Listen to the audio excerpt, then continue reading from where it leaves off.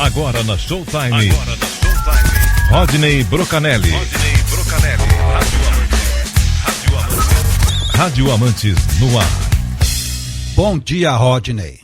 Bom dia, João Alckmin. Bom dia aos amigos ouvintes da Showtime Web Rádio. Como está o tempo em São Paulo, Rodney? Olha, eu estou olhando aqui pela janela, eu vejo que o sol briga com as nuvens, poderemos ter aí um aumento da temperatura aí nas próximas horas, o que seria muito bem-vindo e as minhas toalhas agradeceriam.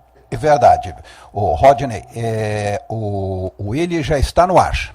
Pois é, então, deixa eu fazer as honras da casa mais uma vez. Por favor. E eu quero, então, primeiramente agradecer pela disponibilidade e informar para o ouvinte que eu tenho aqui como convidado Willy Gonzer, um narrador esportivo que começou a sua carreira em Curitiba e trabalhou nas emissoras de 4 grandes capitais brasileiras. No Rio de Janeiro ele atuou pela Rádio Nacional, em São Paulo na Jovem Pan, no Rio Grande do Sul pela Rádio Gaúcha e em Belo Horizonte na Rádio Itatiaia. Nessa emissora ele ganhou maior projeção profissional, se transformando no narrador exclusivo das partidas do Atlético Mineiro. A gente vai falar muito de Atlético, até porque o time conquistou a Copa Libertadores aí nessa semana, um título que comoveu aí grande parte aí da torcida atleticana e não só ao torcedor do Galo, mas ao amante do futebol do Brasil. Ele se aposentou no final de 2009 e hoje curte a vida em Alcobaça, no sul da Bahia. Bom dia, Willy. Antes de mais nada, como é que está a temperatura aí? Bom dia. Olha, nós aqui normalmente mudamos muito, a temperatura aqui se altera muito, né?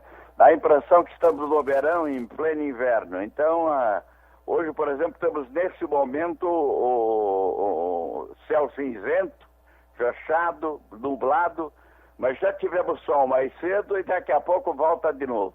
Muda muito o tempo por aqui, mas sempre agradável, eu gosto daqui.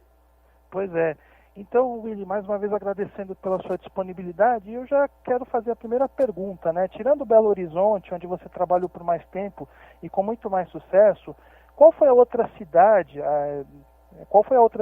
em que você se deu melhor, seja com a linguagem do rádio esportivo ou pelas condições de trabalho? Olha, é claro que a minha própria cidade sempre tem que ser destacada, né? Eu nasci em Curitiba e vivi profissionalmente, saí rapidamente, voltava e até 70 eu fiquei em Curitiba, 68, 69. Depois saí, andei girando por aí e me dei bem, felizmente, em quase todas, né? Em São Paulo, na Jovem Pan, foi um excelente período, em Porto Alegre, na Gaúcha, também. Mas a maior parte do tempo da minha carreira foi o que aconteceu em Belo Horizonte, né? Cheguei em 69 e trabalhei 30 anos, pouco mais de 30 anos. Já há mais de 3 anos estou aposentado, quase 4 anos. E agora tranquilo aqui dessa região, porque eu por aqui viajava muito em férias, já conhecia, já gostava. E quando me aposentei, acabei vindo para cá.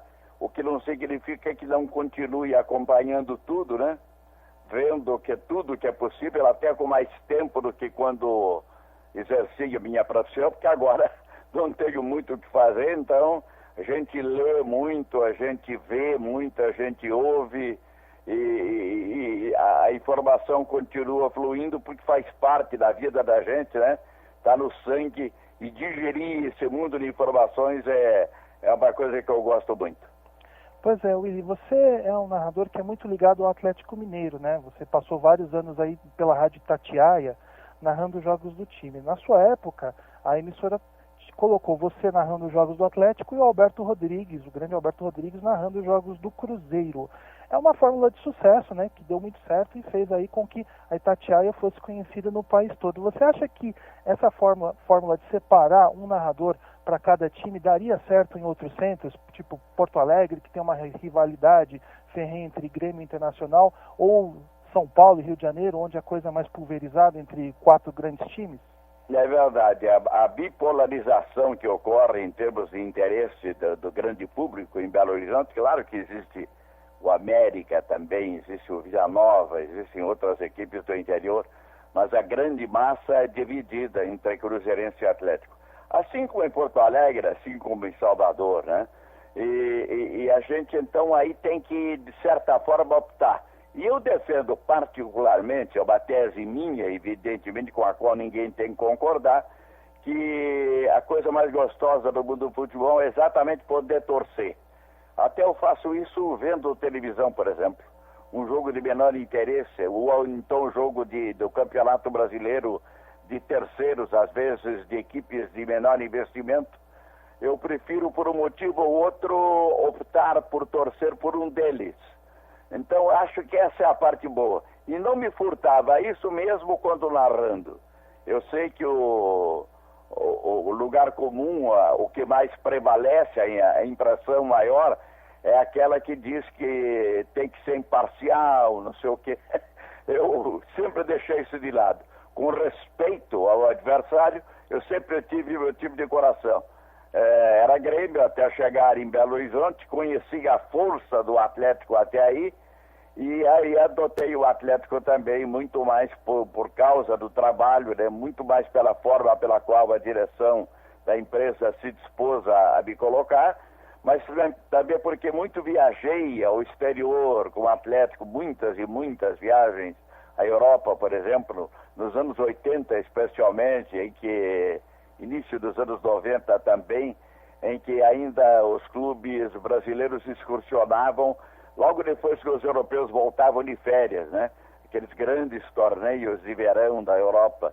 Então eu fiz isso sempre com o Atlético, em lugares dos mais diversos, pequenos torneios como os grandes torneios da Europa.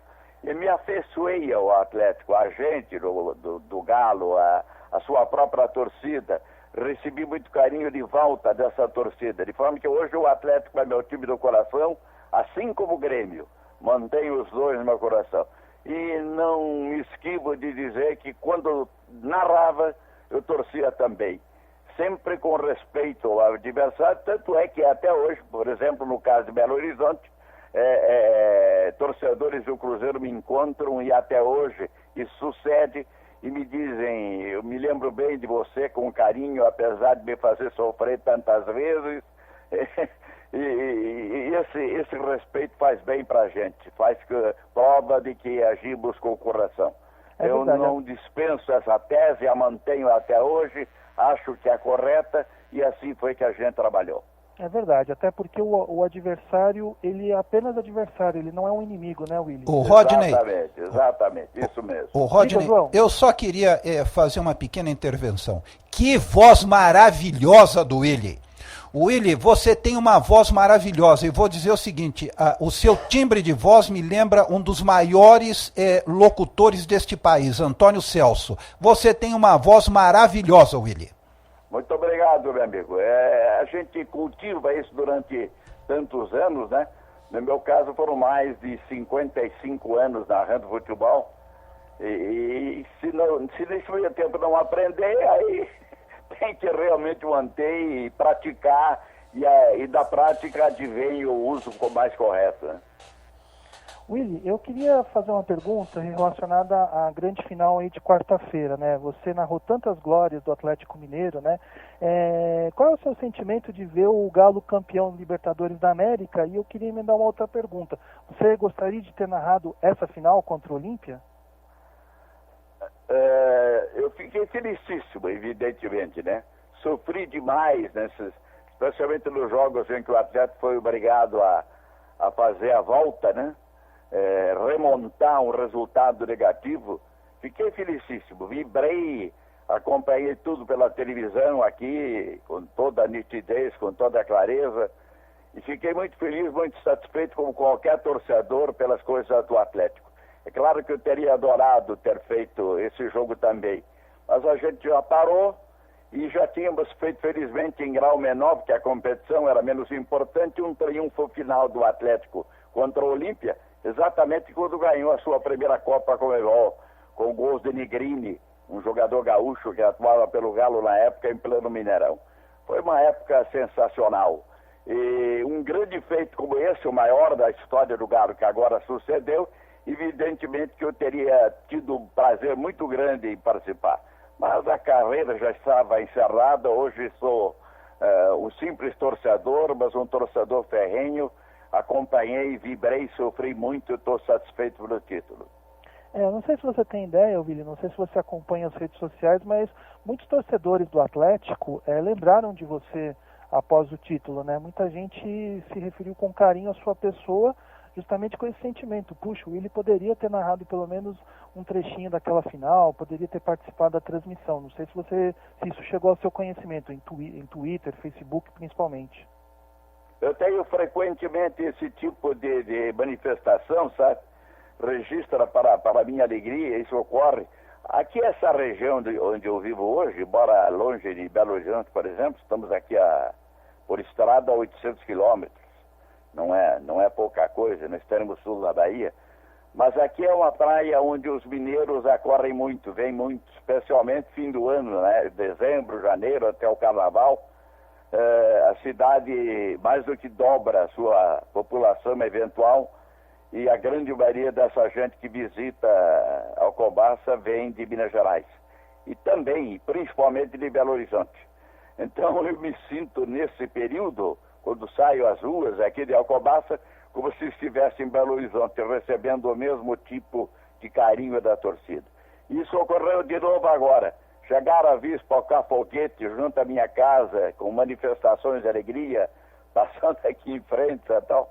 Então eu me senti parte ainda da conquista toda. Eu fico muito alegre por ela. Willi, qual foi, na sua opinião, o grande destaque dessa conquista do Galo Mineiro? O Vitor, o técnico Cuca, Ronaldinho Gaúcho, o presidente Calil, algum outro nome aí que não foi citado? Para você, quem foi ou quais foram os grandes pilares dessa conquista? Bem, a todos esses que você citou, teria que acrescentar o Cuca, evidentemente, né? Um quinhão muito grande dessa conquista se deve ao treinador. Os jogadores todos, é claro que o que mais apareceu me parece ter sido o goleiro, né? Foi realmente um sujeito muito eficiente, né? Quando o Atlético precisou dele. Mas eu coloco acima de tudo isso, do presidente, que também fez um trabalho de méritos para montar esse elenco, a torcida. Acho que a torcida tem um papel fundamental. Ela não ganha jogo, a gente sabe, né? Não há nenhum torcedor que tenha chutado ou tenha cabeceado com êxito, botar a bola na rede do adversário, né? Mas o ânimo que ela oferece, o apoio que ela dá, né? Nunca cansando, nunca desistindo, acreditando até o fim, se criando até uma forma de torcer, uma frase que ficou famosa, né? Com aquela brincadeira do Ken e o Ken, né? C-A-N, C-A-M, né? Lembrando uma frase famosa que se usa nos Estados Unidos, especialmente, adaptada a uma brincadeira bem atleticana, né?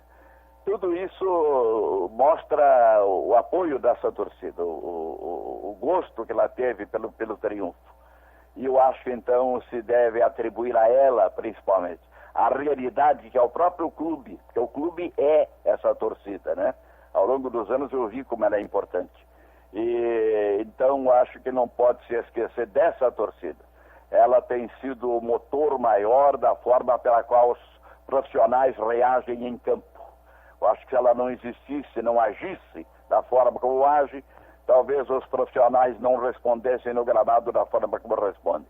De forma que antes de qualquer coisa, eu atribuo a torcida ao clube, à grandeza que ele é, e a torcida é a expressão maior dessa grandeza, a razão de sucesso. Willi, realmente a torcida teve um papel de destaque, isso foi bastante comentado aqui na imprensa, principalmente aqui do eixo Rio-São Paulo, e Belo Horizonte também, isso aí foi muito destacado, e realmente a participação da torcida, essa brincadeira do Yes, We Can, né, começou nas redes sociais e ganhou força aí também nas ruas também, né? Então a gente vê bastante a força das redes sociais também, né, como forma de apoio. Eu queria saber uma outra curiosidade, você já foi ao Novo Mineirão? Se eu já fui o quê? Se você já visitou o novo estádio do Mineirão? Não, ainda não tive até agora a oportunidade, sabe? Ainda não tive, porque tem estado aqui o tempo todo, e para mim ocorre, você sentir o prazer e o carinho da torcida é uma coisa muito agradável, né? Faz bem à alma da gente. Mas em termos físicos, por exemplo, eu teria uma certa dificuldade, não tenho dúvida nenhuma, não é nenhuma pretensão, eu tenho certeza disso, em estar no estádio sem estar trabalhando no momento de um jogo como esse, né? por causa do carinho do torcedor que comigo sempre ocorre. E como eu gosto de ver bem o futebol, até às vezes crianças perto da gente, o torcedor se manifestam de uma maneira mais ruidosa, tal, eu dispenso, porque prefiro ver mais intensamente, sentindo todo o jogo, todas as nuances do ponto de vista técnico, tudo aquilo que o espetáculo oferece. E isso pela televisão a gente tem conseguido aqui, e claro que conseguiria se estivesse trabalhando os amigos com o microfone na mão no estádio. Como isso não ocorre mais, sou apenas um torcedor, hoje eu tenho que me resignar e acompanhar a distância, como eu fiz agora, nessa conquista. Mas eu, por enquanto, não tive essa chance. Vi pela televisão, evidentemente, é uma grandeza, né? Um palco formidável, que está cada vez melhor. Eu espero que haja aí um acerto entre os clubes e a entidade que rege os destinos do Mineirão daqui para frente, para que ele possa ser mais vezes usado, apesar da forma pela qual a Independência tratou a torcida do Atlético também. O Galo, sem dúvida, é clube, é time, é um todo para viver a grandeza do Mineirão também. É verdade, o Mineirão ele não é só um patrimônio de Belo Horizonte, mas ele é um patrimônio do futebol e, como você disse bem, ele merece ser mais usado, ainda mais agora que ele tem aí essa nova roupagem. Willy, você disse no começo da entrevista que você está bem mais atualizado. Eu queria saber, em termos de rádio, né, o que você tem acompanhado de rádio aí, se você acompanha aí por ondas curtas, por internet? Oi, aqui eu tenho, no sistema de televisão que eu tenho rádio também, né? Várias do Brasil inteiro, de diversas regiões, diversos estados. Vez ou outra, apesar da amplitude da cobertura da televisão, há uma outra partidinha que a televisão não transmite e eu acabo acompanhando pelo rádio. Tá? Ouço várias rádios de diversos estados do Brasil. Claro que muito mais ainda a própria Itatiaia, né? Assim, eu fico sabendo detalhes que o Roberto me conta à distância, né? Eu agora ouvinte dele aqui, depois de ter sido tantos anos companheiro, mas sinto que o rádio se adapta à realidade, à modernidade, às coisas que a tecnologia hoje oferece, né? Tantas vezes se disse que ele morreria, não morreu, e acho que não morre nunca. E claro que continua sendo uma ferramenta muito importante, uma arma, um veículo de comunicação dos mais importantes. Até hoje, sem dúvida, o rádio continua. É verdade, ele está ganhando inclusive outros aliados, né? Você acompanha aí pela sua operadora de televisão por assinatura, o áudio de várias emissoras de rádio, e a internet também é um grande aliado aí que propaga melhor o sinal, propaga mais, aliás, o sinal do rádio, né? Eu costumo brincar dizendo que a internet hoje é o rádio de ondas curtas de antigamente, não sei se você concorda. Eu ainda ouço até a Maria da onda curta até hoje. Eu me lembro que quando o pessoal, hoje há tantos profissionais muito bem qualificados e muito bem informados na televisão, especialmente, falando das coisas do futebol da Europa, né? Mas muito mais se baseando em releases que esses próprios clubes administram, oferecem, facilitam, né? Antigamente não se tinha essa facilidade e a gente tinha que acompanhar mesmo, se quisesse, pela onda curta. Isso há 30, 40 anos atrás, ou mais do que isso, né? Eu me lembro que eu ouvi, antes de entrar para o rádio, eu ouvi a Rádio Pan-Americana com Pedro Luiz transmitindo da Europa, às vezes 2, 3 partidas em clubes europeus fazendo amistosos do verão europeu. Então o jeito era ouvir o rádio mesmo. E quando queria saber, por exemplo, dos campeonatos nacionais da Europa, alguns anos atrás, antes que houvesse a profusão de informações que hoje está à disposição de qualquer um, naquele tempo era só ouvindo o rádio. Eu já tinha uma boa base de informação das coisas de lá, acompanhando o rádio antes do advento dessa profusão de informações que hoje existe e que está ao alcance de qualquer um bom estudioso das coisas do futebol. Você falou no Pedro Luiz, realmente um grande nome do rádio esportivo brasileiro, né? E ele remete a uma época em que as emissoras de rádio brigavam para estar nos lugares, mesmo que mais longínquos, para transmitir as partidas. Hoje a briga é outra, hoje a briga é para não ir, né? E as emissoras transmitirem olhando confortavelmente aí a tela da televisão, né? As chamadas transmissões off-tube ou geladão. Você acha que isso é uma tendência sem volta, Willy? O telefone está com um problema. Uma tendência de quê que vocês referem? Das transmissões no estúdio, né? As transmissões off-tube, né? Sim, entendi. Você deve ter ouvido falar, provavelmente, que eu nunca escondo esse meu ponto de vista, sobre a minha ojeriza ao tal de off-tube, né? Eu acho que é um péssimo serviço. Entendo até porque isso ocorre, né? Se até a Globo Poderosa, vez ou outra, faz um trabalho com os seus profissionais no estúdio, né? Às vezes até, em certos casos, na maioria das vezes, como condenar uma estação pequena que recorra a essa forma, né? A essa forma de trabalhar. Mas honestamente que eu prefiro a presença ao vivo no estádio. Eu acho que é muito mais autêntico. Você veja, por exemplo, que já ocorreu com companheiros meus, trabalhando no estúdio, fazendo tal off-tube, e há um som vindo diretamente do estádio, que a emissora tinha lá um repórter, pelo menos, e um operador com uma linha direta pegando o som ambiente. E aí, por razões, a diferença entre a velocidade da luz e do som, essa coisa toda, né?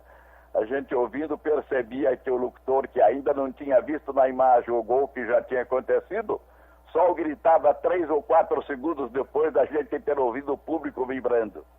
Acho a prova maior do descaso que é esse off-tube em relação a atender bem o ouvinte ou o telespectador. Eu sou contra, totalmente contra, mas não tenho nada a ver com isso mais. Eu sou simplesmente hoje um ouvinte, um telespectador e mais nada. Mas tivesse que ouvir, sempre que me perguntam, eu manifesto esse meu ponto de vista do qual eu não abro mão. Willy, eu estava pesquisando para fazer essa entrevista com você e eu queria que você me confirmasse que você foi uma das pessoas que promoveu o Fausto Silva na Jovem Pan de 8º repórter para 1º repórter. Eu queria que você pudesse contar isso para os ouvintes da Showtime. O Faustão que a PAN tinha aquela história, o repórter principal das entrevistas, um locutor atrás de cada gol para o auxiliar a co-narração, como você diz, né? Antigamente se utilizavam narradores mesmo. O 4º, o 5º narrador da equipe trabalhava, né, no jogo principal, no clássico, atrás do gol. Eram narradores mesmo. Depois é que com o tempo se passou a usar o próprio repórter por ali. E outros repórteres que não os principais, que trabalhavam às vezes fora do próprio estádio, né? Aquele que eu vi o pipoqueiro ali na esquina, o sorveteiro, como é que tá aqui? Tá vendendo mais hoje? Aquela história para, às vezes, encher linguiça, né? A verdade é essa. E o Fausto era um dos que faziam isso. Mas eu sentia que ele podia dar muito mais. E aí, como era chefe de equipe naquela época, eu o coloquei para dentro do campo. Ele se deu bem e depois eu saí de lá, ele continuou, foi por outros caminhos. Hoje é esse sucesso. Até hoje ele, vez ou outra, ele lembra de mim, lembra do amigo na época, etc. Tal. Mas realmente eu ajudei. Claro que ele chegaria lá de outra forma. Aquele primeiro passo principal para passar de fora do campo, de fora do estádio, às vezes, para dentro dele, para ser o repórter principal. Você imaginava que ele fosse ser um apresentador de auditório de tanto sucesso, Willy? Bom, ele começou com aquele Perdidos na Noite na Bandeirantes, né? E foi um sucesso, tal, pela forma solta que ele se conduz, né? Até hoje, por exemplo, às vezes eu fico pensando, quem na Globo teria peito de dizer, como ele diz, vem aí os reclames do Plim Plim? Só ele mesmo, né? Outros não teriam coragem, né? Mas é um sujeito de qualidades inegáveis, né? Foi pelas qualidades dele, sem dúvida, que ele venceu. Bom, Willy, eu quero agradecer, então, pela sua disponibilidade, por essa entrevista. Eu quero agradecer, realmente, em nome da Web Rádio Showtime, do João Alckmin e do Flávio Ascar, que estão lá no estúdio também. E eu queria deixar uma última pergunta, e você também pode emendar com as suas despedidas. É a seguinte: você se incomoda quando o Milton Neves fala em rede nacional que você foi o namorado da Elis Regina? Te incomoda isso? Isso é muito pessoal, né? E aconteceu há tantos anos, né? Prefiro não tocar nesse assunto, né? Isso não tem nada a ver com futebol propriamente. Mas tudo bem, valeu. Eu aqui agradeço a atenção de vocês, terem me chamado por aqui.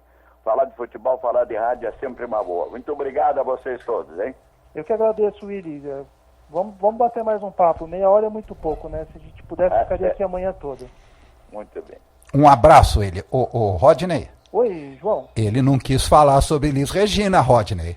Pois é, mas realmente aconteceu isso. Realmente aconteceu Mas o ouvinte para bom entendedor, meia palavra basta. Bobo ele, exatamente. Né? O Rodney, mais uma vez eu quero te parabenizar. Eu fico aqui no Google Analytics e a audiência sobe e muito quando você entra no ar, viu? Porque o Google Analytics é o único que não mente. É verdade, o Google não mente jamais, mas eu quero agradecer também ao público que a gente está formando aí realmente com esse programa Rádio Amantes no ar. Eu quero agradecer aos ouvintes também, ao pessoal que tem dado sugestões, que tem falado bastante, que tem ouvido aí o nosso podcast. Eu queria convidar todo mundo mais tarde, para quem perdeu, acompanhar essa entrevista desde o início lá no radioamantes.wordpress.com.